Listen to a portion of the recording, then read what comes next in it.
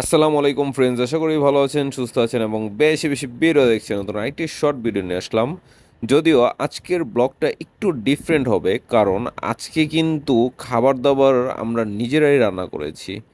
আর সবচেয়ে বড় কথা, আমাদের যে অফিসের কলিগ আছে, তারপর স্যার আছেন, আমরা সবাই মিলে কিন্তু এক একজনে এক একটা আইটেম রান্না করেছি। আর আমার দায়িত্বে পড়েছিল গরুর মাংসর ভুনা।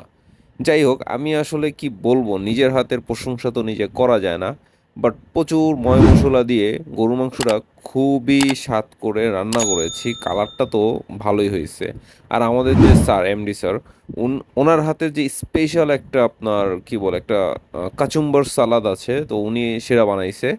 আর সত্যি বলতে ওনার সালাদটা কিন্তু মানে যখন দেখতেছিলাম যে এত আইটেম, আর ওনার এই রেসিপি মানে ওনার যে সালাদ বানানোর যে রেসিপিটা, এখানে কিন্তু প্রচুর আইটেম দিয়ে উনি আর কি সালাদটা বানাইছে।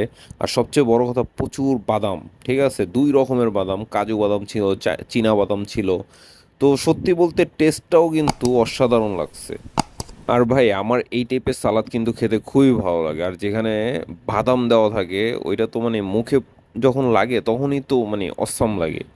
যদিও সালাদের টেস্টটাও কিন্তু ভালো ছিল। আর স্যার এত কষ্ট করে বানাইছে, তো ভালো তো হওয়ারই কথা। তারপরে নিয়ে নিলাম মাছ। তো আমাদের আইটেমে কিন্তু ভালোই অনেকগুলো আইটেম ছিল। তো মাছটা নিয়ে নিলাম, এটা হচ্ছে তেলাপিয়া মাছ। আর তেলাপিয়া মাছটা আমাদের এক কলিগ বানাইছে। তো উনি হচ্ছে বরিশালের মানুষ, তো ওনার বরিশাল স্টাইলে আর কি মাছটা রান্না করছে।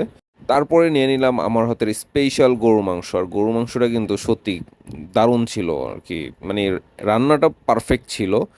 আর সবাই তো মোটামুটি ভালোই বলছে, নিজেরটা নিজে কি বলবো।